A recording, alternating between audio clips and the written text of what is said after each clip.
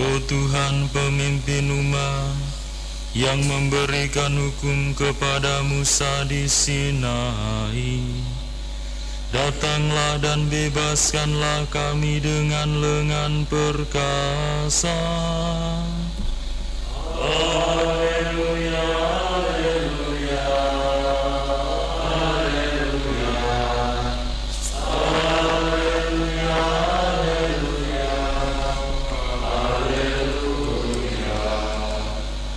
Tuhan sertamu. Inilah Injil Yesus Kristus menurut Matius. Kelahiran Yesus Kristus adalah sebagai berikut. Pada waktu Maria, ibu Yesus bertunangan dengan Yusuf, ternyata Maria mengandung dari Roh Kudus sebelum mereka hidup sebagai suami istri. Karena Yusuf suaminya seorang yang tulus hati dan tidak mau mencemarkan nama istrinya di muka umum, ia bermaksud menceraikannya dengan diam-diam. Tetapi ketika Yusuf mempertimbangkan maksud itu, malaikat Tuhan nampak kepadanya dalam mimpi dan berkata, "Yusuf, anak Daud, janganlah engkau takut mengambil Maria sebagai istrimu, sebab anak yang di dalam kandungannya adalah dari Roh Kudus. Maria akan melahirkan anak laki-laki, dan engkau akan menamai dia Yesus, karena dialah yang akan menyelamatkan umatnya dari dosa mereka." Hal itu terjadi supaya genaplah firman Tuhan yang disampaikan oleh Nabi, "Sesungguhnya anak darah ini akan mengandung dan akan melahirkan seorang anak laki-laki, dan mereka akan menamai dia Immanuel," yang berarti Allah menyertai kita.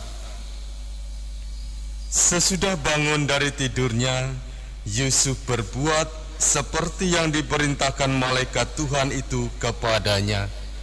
Ia mengambil Maria sebagai istrinya. Demikianlah Injil Tuhan. Kembali kita diperhadapkan dalam suatu misteri keselamatan, yaitu kelahiran Mesias. Kelahiran Mesias adalah tanda kehadiran Allah yang mencintai umatnya, kehadiran Allah yang mau hadir di tengah-tengah manusia, kehadiran Allah yang ingin mengembalikan umatnya kepadanya.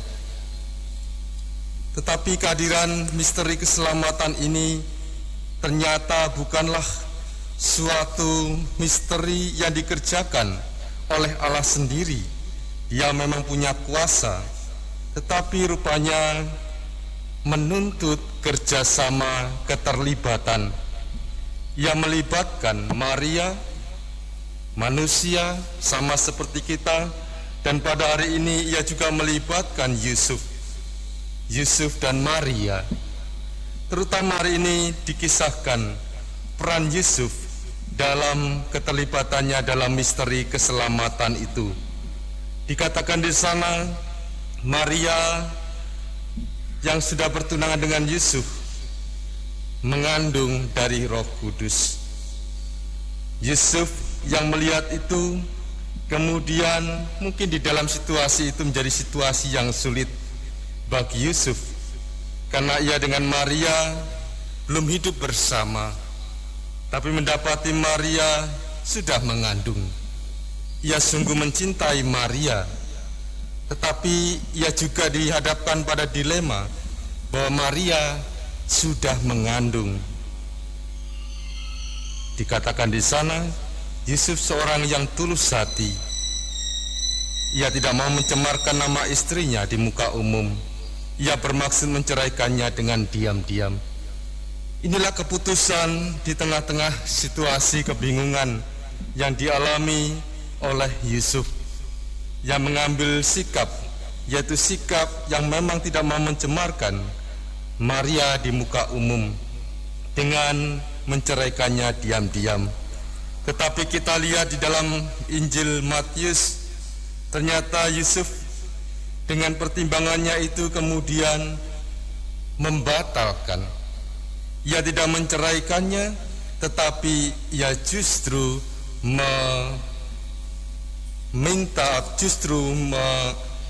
menerima Maria dengan segala yang ada itu. Ia menjadi suami Maria, dan bersama Maria ia mendidik Yesus.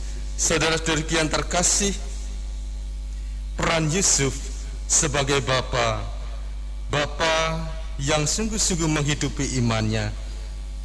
Yusuf yang menghidupi imannya ini tidak larut di dalam kegelapan, di dalam situasi yang tidak pasti, tetapi berani untuk menyerahkan diri kepada Tuhan. Orang yang beriman akan senantiasa dituntun oleh Tuhan dalam setiap perbuatan dan setiap tindakan, dalam setiap perkataannya. Di tengah-tengah situasi yang tidak pasti pun, ia tetap dituntun oleh Tuhan, dikuatkan, tidak lari menghadapi kenyataan, tetapi berani menghadapi kenyataan bersama Tuhan. Dengan iman percaya ini pula, kita yang hidup di tengah situasi yang tidak pasti ini, kita diajak, diundang untuk meneladan Yusuf. Teladan yang sungguh-sungguh mengundang kita untuk hidup di dalam iman. Orang yang hidup di dalam iman adalah orang yang tidak pernah berputus asa. Dia selalu percaya akan kuasa Tuhan.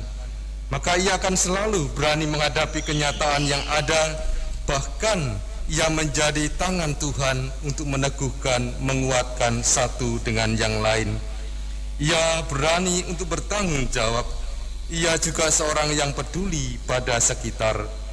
Mari para saudara, kita hening sejenak, kita meresapkan sabda Tuhan ini. Semoga kita pun semakin berani hidup dalam iman seperti Yusuf.